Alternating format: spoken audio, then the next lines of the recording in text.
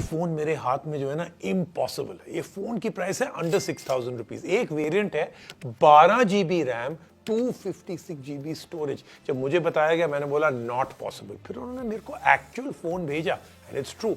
Brand new itel का A70 है, इसमें डायनामिक बार भी है, एनिमेशन है for charging, calling, face unlock, one time screen replacement भी है, 5000 mAh की बैटरी है and a case in the box, charger भी है।